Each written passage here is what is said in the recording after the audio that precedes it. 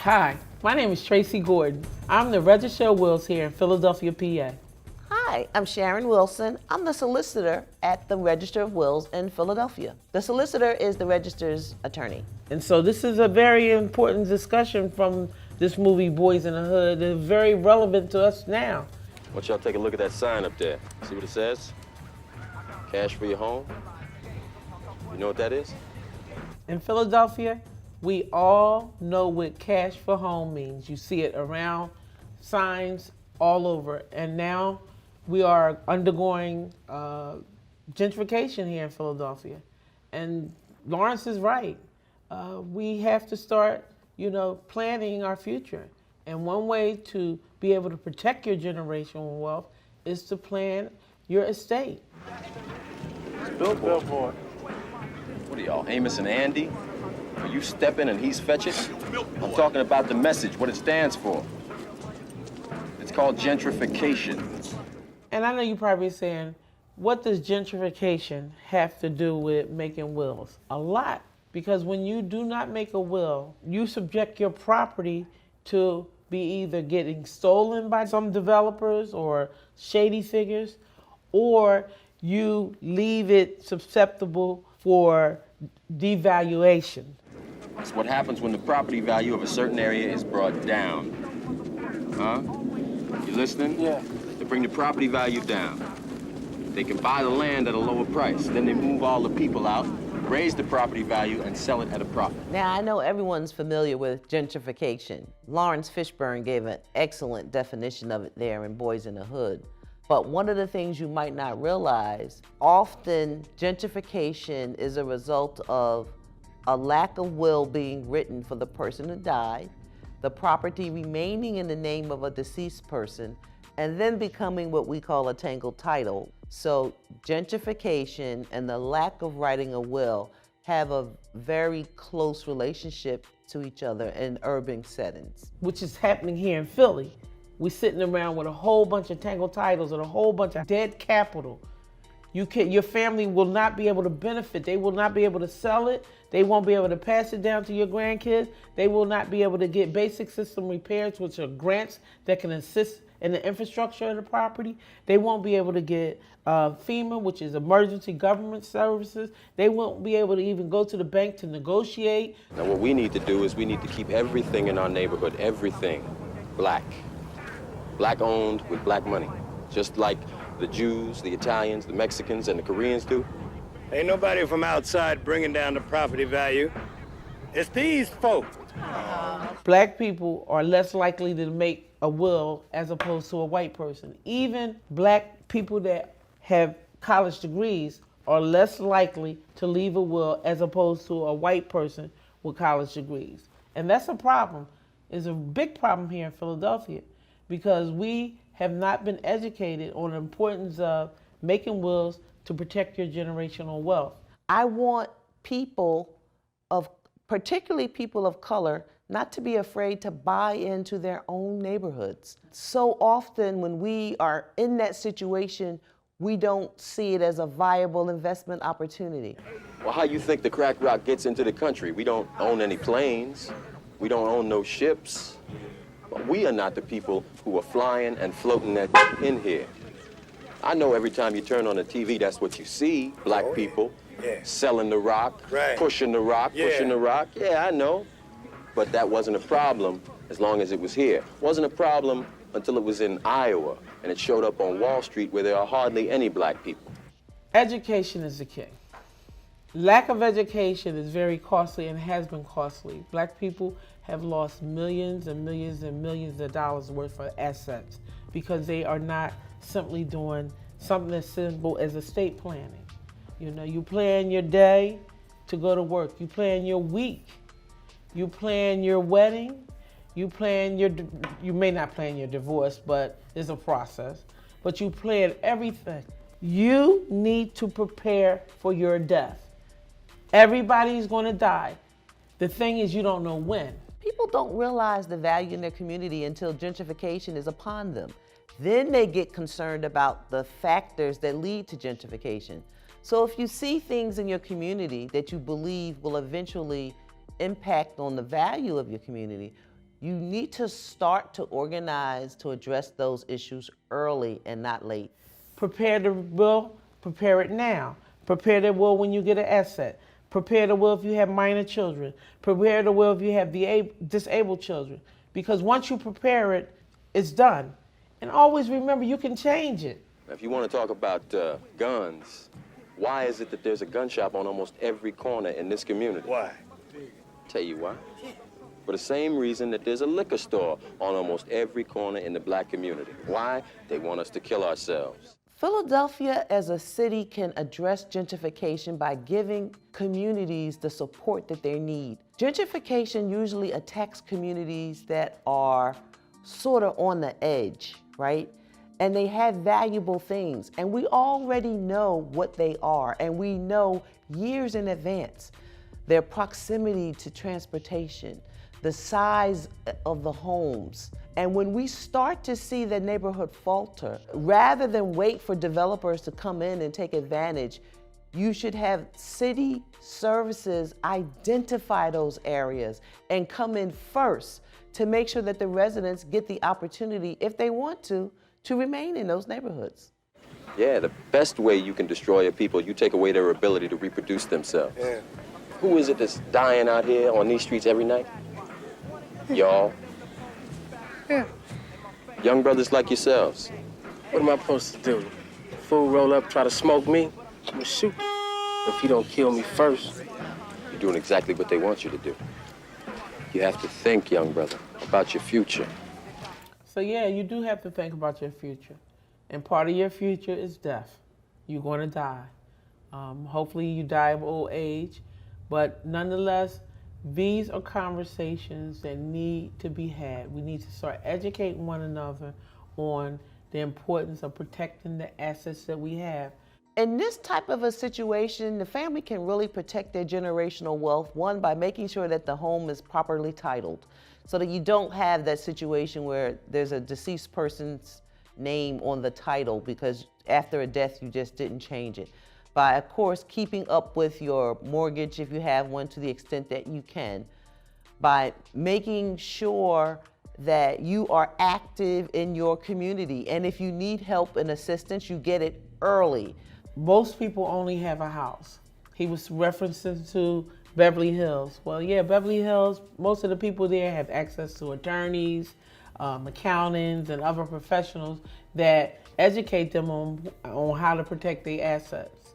As the Registrar of Wills, I've made it my responsibility and my duty to go into the community to educate you on the importance of making wills. Unless those of us who know teach the younger among us who don't know, people won't ever understand what's happening. Philly right now, we are experiencing a whole year of a pandemic and the violence as a result of the pandemic. And so it's harder for us to get out to the community to get this information out to them physically. That's one of the reasons why we're doing this series. And to get young people to think about more than just the today is a good thing. Because if they live in a neighborhood that they should grow up in and that their children should be able to grow up in, and their children's children if that's what they want. You want to leave your family powerful.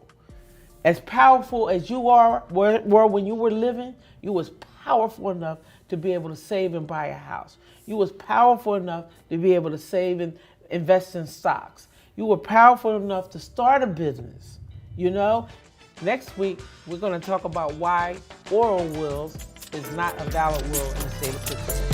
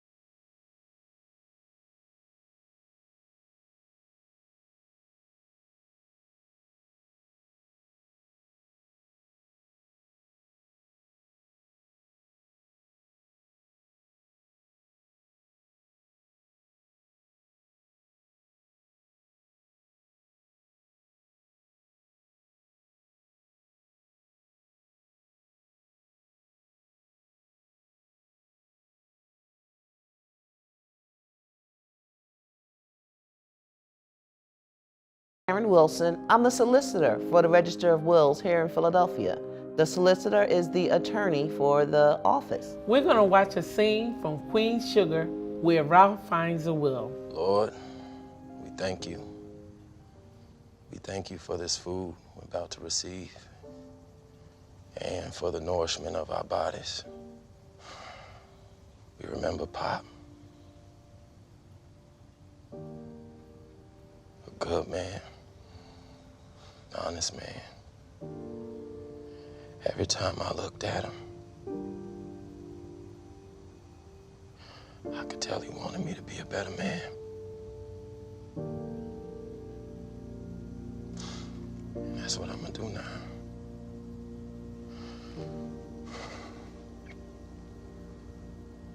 I ain't been telling y'all the truth. So Raphael wants to tell everybody the truth around dinner, unprepared.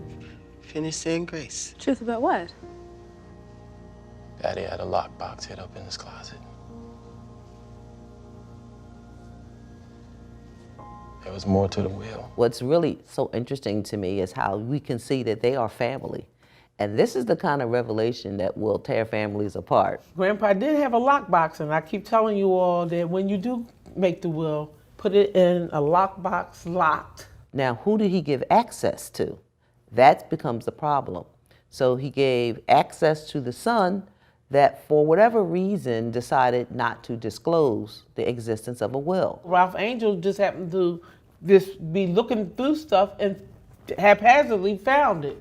That's not how you want people to find your will. We have certain petitions in Philadelphia that you can file to make somebody disclose a will. And you cannot just open an estate after a certain amount of time. You find the will, depending upon how long it's been. There was more to the will. He wrote it by hand. More? So in the state of Pennsylvania, you can write a will by hand. You can sign it. You don't have to have a witness. You don't have to have it notarized. But it risks the chance of being contested. The heirs could say, hey, that's not the signature. That's not, he didn't write this. They don't believe this is a valid will. That will be challenged almost certainly. And you will have to provide information and evidence, including why you held on to it. So we're talking about the state of Pennsylvania. So when Ralph Angel brings me that written will, he's going to have to prove it. It's definitely going to take a lot longer than a day. And then the ultimate decision is on me, the Registrar of Wills. And then that's not even the last decision, because you can actually appeal my decision to the Court of Common Pleas, to the Orphans Court. The farm.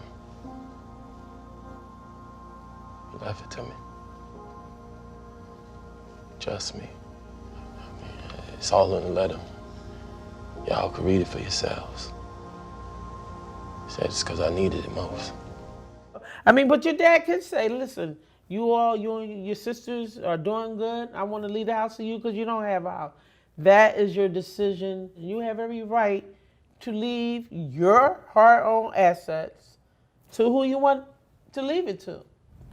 The point is, make the decision. You know what's really interesting about the discovery of the will is that it's usually people who are not being favored in the will that hide the will. Rarely do you see someone who's going to receive the majority of the asset hide the will or just not present it for probate. Apparently, the young man wasn't ready yet to step into his father's shoes and he held it back. But don't think that you have all of the time in the world to sit on those wills and then present them when you're ready. So you've been lying to us. Micah, take Blue outside, please. Well, if looks could kill, Nova looked like she was going to get up from that chair and actually hurt Ralph. And that's what happens when you hide things from family. It can really cause a deep and ongoing chasm. But at least you want to be able to die and say, this was the best decision for me and my family, as opposed to dying and leaving other people to manage and make decisions over your wealth. I, Ernest, bought a loan in sound mind and body and revising my last will and testament. Well, whether or not this will gets challenged depends entirely upon the family. They're certainly free to just go on and just accept the will as, as filed. But usually wills get challenged when they change something very key. Did you hear Ralph say he left the farm to me, only me? And that's the type of thing that might engender a challenge. I've made the decision to pass this land of my mother and her father before her, and his father before him, to the child of mine who needs it and loves it most. Pretty much, that's the way you leave a will. He named the asset, in this case the farm. He named the heir, in this case the brother Ralph Angel, exclusively, and he signed it. In the state of Pennsylvania, that can be a valid will. The siblings would then have to all agree that's their father's will and testament, and they would have to sign off that they agree. In real life, whether or not that's likely, My hope for any family would be that they could resolve it within the family. But the likelihood is that that's not going to happen. what we've seen in real life is if there's any question on the will, if that's not a self-proven affidavit, there is going to have to be an investigation. And then there's going to have to be a determination by me.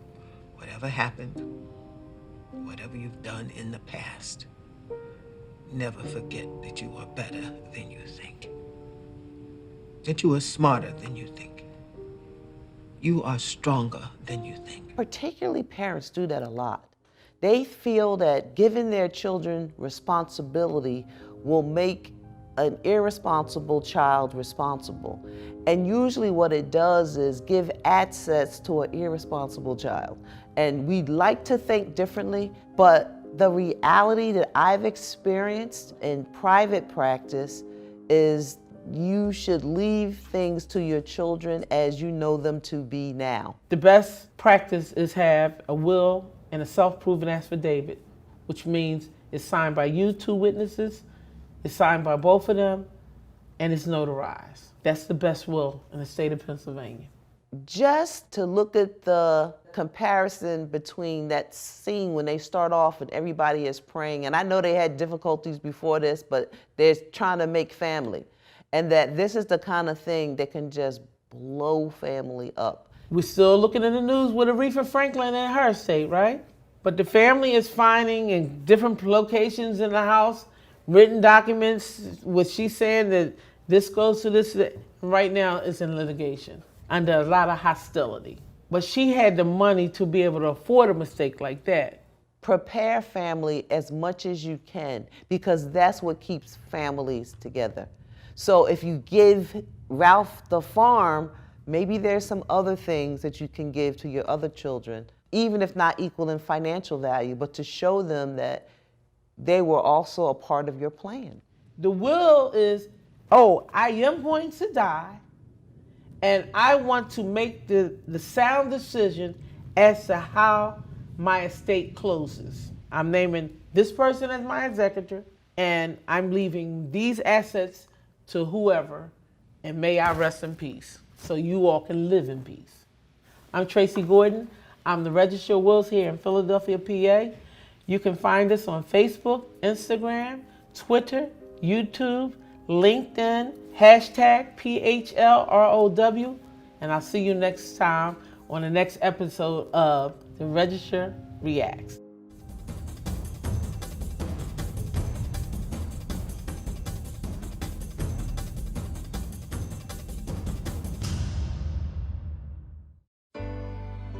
Hi, I'm Tracy Gordan. I'm the Registrar of Wills here in Philadelphia, PA. Hello, I'm Sharon Wilson. I'm the solicitor at the Philadelphia Register of Wills. We're here to watch Soul Food, and you're going to see how the Registrar reacts. I felt that Terry and Miles could pay for everything, and then maybe we could pay you all back in installments or something. Don't you start running that game on me again. What, do you expect me to bail Lem out of jail, too? Now, come on, Terry. Lem doesn't have anything to do with this, okay?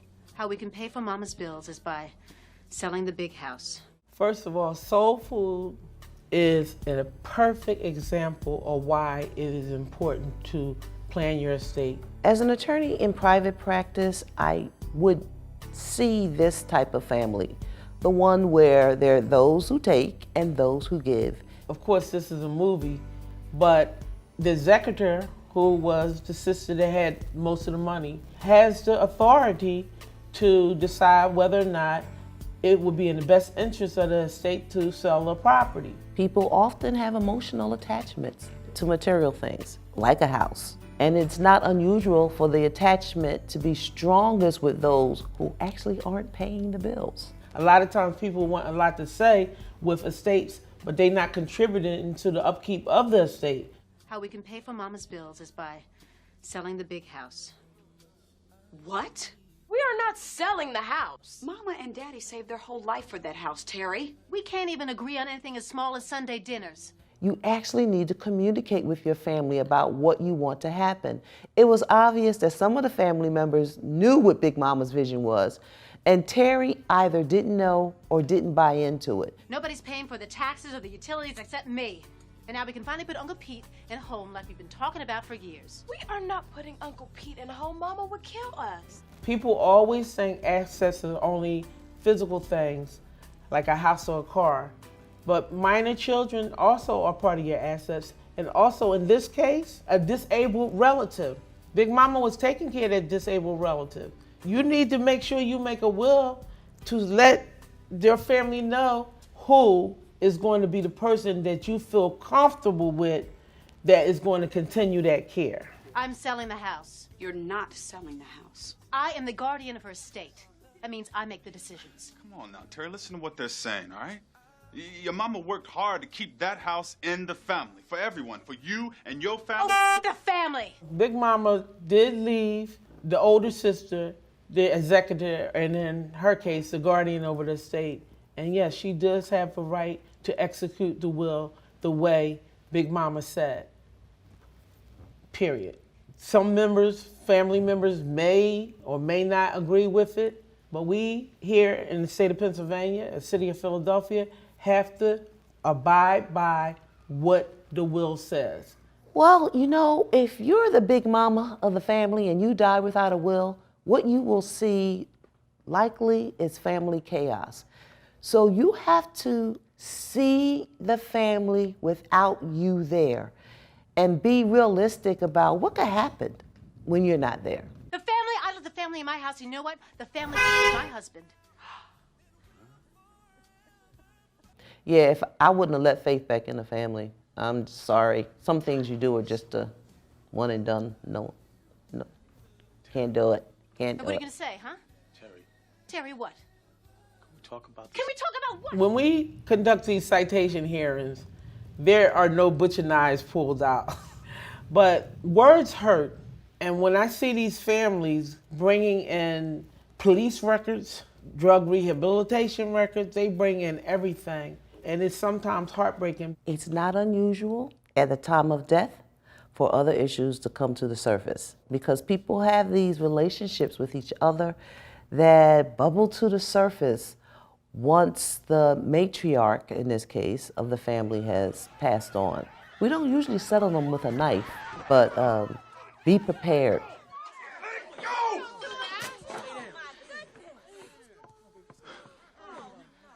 That's a tough one. That's really a tough one because you have adults and this person is part of your blood who's probably going to be around.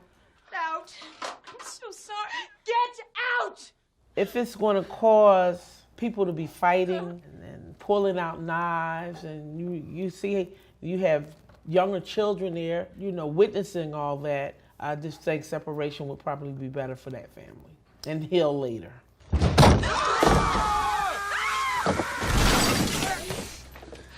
Uncle Pete, you all right? Without naming your executor and making a will, then I would have to decide amongst this confusion. And in this case, if they came before me, of course not without the knife, but with all this emotion, I probably would assign it to a neutral person, which is another attorney, which is going to cost your estate more money. Look at all this money. Now see, Uncle Pete had a treasure chest of monies. That's where Big Mama stored the money. I love the movies, but we cannot depend on a windfall of money to come in and suddenly save us. Let's try planning first, and if a windfall comes, then we'll just be blessed by that additional happening. Soul food happy ending? Well, one of the things we need to talk about is leaving money, cash money in the mattress. Big Mama didn't tell anybody that she left that money, and it would be to her advantage to have let people know that that money was there. Now I understand what soul food was all about. See, during slavery, us black folks didn't have a whole lot to celebrate. So cooking became the way we expressed our love for one another. And that's what those Sunday dinners meant to us. More than just eating, it was a time for sharing our joys and sorrows. That's the wonderful thing about the movies. Everyone came back together. But the thing that I would tell you is that the kinds of fights that happen around death and what to do after death, typically families don't come back from those. Whether you literally or figuratively screw the family, you definitely will find yourself on the outside of family going forward. Things got better for my family after that. And even though Miles and Aunt Terry broke up, it doesn't stop Miles from coming around every now and then and fill his belly with Mama's soul food. And as you can see, we didn't sell a big house. No way, no how. The family eventually took care of handled the business, and they kept the home and they preserved the generational wealth and passed it down. This is what estate planning is all about. Apparently in Soul Food, they must have negotiated that. We'll never know if they did or not, but it was a happy ending. We want you to have the happy ending. And that happy ending is making a will. The only thing I would also say about this is that, it's important to pick your executor to make sure that they have the same vision that you do. Terry had one vision, and obviously Big Mama had another. And you could see the fruition of Big Mama's vision, but if not for a box of money, there's another vision that takes place. And maybe Pete is in the nursing home, and maybe that house is sold, and maybe that family isn't the family that they used to be. So you might not want to talk about estate plannings during Sunday dinner. We recommend that you hold the conversation with whoever you're going to leave your executive of your will with your attorney. As you can see with the fighting that happened and the emotions, is you may want to have a separate meeting with whoever you decide to want to be the executor. And then you may want to also let your family know that I did leave a will, and you will see the contents of the will once I die. In the case that the executor may be someone that is outside the family, make sure that your family knows that that's where your will is. But you need to remember that if you sue your brother or you sue your sister, you will never speak to them again. That's the likelihood. Life will change. So really think about what you do when you decide not to leave a will. You not only make it difficult financially, you make it difficult for families to proceed to the future together. After Big Mama died, they would bring the will to our office. They would make an appointment. Right now, we're, because of the pandemic, we're taking appointments only. If you come into our office with a will and our clerks validate the will, you are in and out of our office in 1 hour. On the next episode of How the Register Reacts, we're going to watch King Robert write a will on his deathbed.